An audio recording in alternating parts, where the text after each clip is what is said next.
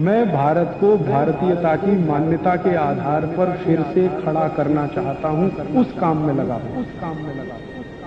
एक ताजा उदाहरण देता हूं। आजकल भारत में एक खराब बीमारी घुस गई है, चिकनगुनिया। लाखों लोग प्रभावित हैं। मैं 6 महीने से गांव-गांव घूम के उसका इलाज कर रहा हूं और आपको सुनकर ताज्जुब होगा, ज्यादा लोगों को इलाज में मैं एक ही बात बताता हूं, तुलसी का काढ़ा पी लो, नीम की गिलोय होती है ना, उसको भी उसमें डाल लो, थोड़ा सूंठ डाल लो, थोड़ी छोटी पीपर डाल लो, बस ये 4-5 चीजें, और थोड़ा गुड़ डाल लो, क्योंकि ये कड़वा इतना है कि पी नहीं पाओगे। इतने मात्र से 3 खुराक में बीमारी ठीक हो रही है। और जो एलोपैथी से कर रहे हैं ना, बोवेरॉन के 3-3 इंजेक्शन ठोक दो, डाइक्लोफेनेक दे दो और पैरासीटामोल भी दे दो, जो तुम्हारे पास है सब दे दो। 20-20 दिन से बिस्तर में पड़े तड़प रहे हैं, 20-20 दिन से।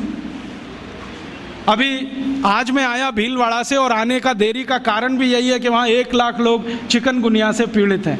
वहाँ डॉक्टर आते हैं, राजीव भाई जरा बताओ ना। मैंने कहा अपना इंजेक्शन खुद क्यों नहीं ठोक लेते? कहते हमें मालूम है इसके साइड इफेक्ट क्या है, तो पेशेंट को क्यों नहीं बताते? इतने हरामखोर हो।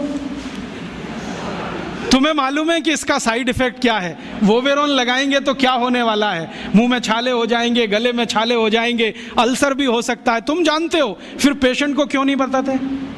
ये हरामखोरी तुम में कहां से आ गई? अपने को इंजेक्शन ठोकोगे नहीं, उसको ठोकते जाओ, ठोकते जाओ। तुम्हें मालूम नहीं है ठीक नहीं होगा, फिर पैरासीटामोल देते जाओ, डाइक्लोफेनेक देते जाओ, नोवलजिन के इंजेक्शन लगाते जाओ। और दुर्भाग्य से एलोपैथी ने ये सब नाम 20 साल पहले बैन कर दिए।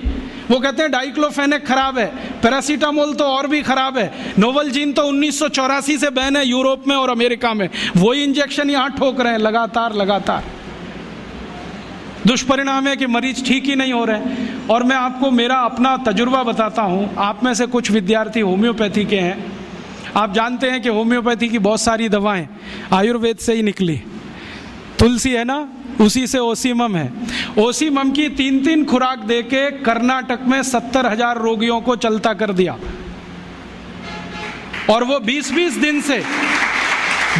दिन से एलोपैथी खा रहे थे, रिजल्ट नहीं आ रहा है। ओसीमम 200 की 3 खुराक सफिशिएंट। और आदमी 20 दिन से तड़प रहा है बिस्तर में, न नींद आ रही है, न चैन मिल रहा है, इतनी उल्टियां हो रही हैं, बुखार उतर नहीं रहा है, सब तकलीफ है। 3 डोज दो, खत्म कहानी। मैंने उसको फिर कुछ जरूरत ही नहीं। और फिर आज स्थिति यह है कि कर्नाटक सरकार ने हमारे ये कैंपों के रिजल्ट देखने के बाद अपने डायरेक्टर्स और जॉइंट डायरेक्टर सबको लाइन से लगा दिया, जाओ राजीव दीक्षित के पास, सीखो उससे वो क्या दे रहा है और रिजल्ट क्यों आ रहे हैं। हमने 70,000 पेशेंट को दवा दी, 6 मरे, और उन्होंने 1,22,000 को दी, उसमें से मुश्किल से 6 बचे। ये कर्नाटक का हाल है। कर्नाटक में चिकनगुनिया इतना बुरी तरह से फैला है, कोई गांव नहीं बचा जहां चिकनगुनिया ना हो। मेरी तो स्थिति यह है कि कार्यकर्ता कम पड़ गए, डॉक्टर कम पड़ गए। अगर मेरे पास 1,000-2,000 डॉक्टर होते तो हम कर्नाटक के उन लाखों लोगों को बचा लेते जो मर गए पिछले 6 महीने। महाराष्ट्र में भी यही है।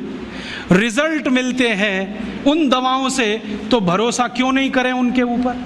ओसीमम तो तुलसी में से ही बनी है भाई, और तो क्या है, डाइल्यूशन फॉर्म में है, बस इतना ही तो है। और तुलसी का काढ़ा समझ लो मदर टिंचर फॉर्म है उसका। तो काढ़ा दे दो तो समझ लो मदर टिंचर दे दिया, और पोटेंसी में दिया तो डाइल्यूट करके दिया। और आप जानते हैं कि ये आयुर्वेद का ही सिद्धांत है कि औषधि की मात्रा जितनी कम रखो, असर उतना ही अधिक है। होम्योपैथी तो इसी पे काम करती है। तो अपने विज्ञान में दम तो है, अपनी विद्या में दम तो है, बस इसका प्रचार करने की बात है। प्रचार कौन करेगा? आप करेंगे। और इसका सबसे सरल तरीका है walk walk walk and talk talk talk. सबसे सरल तरीका। अगर आप इसका अपनी विद्याओं का प्रचार करना चाहते हैं, सरकार तो करेगी नहीं, क्योंकि वो एलोपैथी के चंगुल में फंसी है। हमारी सरकार के 2 मंत्रियों का तो मेरा तजुर्बा है पिछले 6 साल में।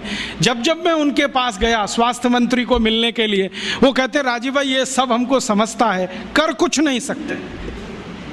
क्योंकि ऐसा जकड़ के रख लिया है। तो मैंने कहा इसमें आग तो लगा सकते हो, आग ही लगा दो हनुमान जी की तरह से, रावण की लंका एक बार जल जाए, कम से कम कहानी तो खत्म हो जाए। तो कहते हैं उतनी हिम्मत अभी तक नहीं आई है, आ जाएगी तो वो भी लगा देंगे।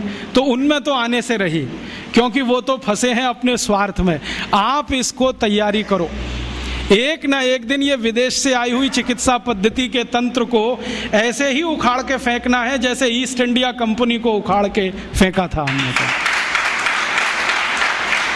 क्योंकि ये जो विदेशी चिकित्सा पद्धति है इसमें कोई दम नहीं।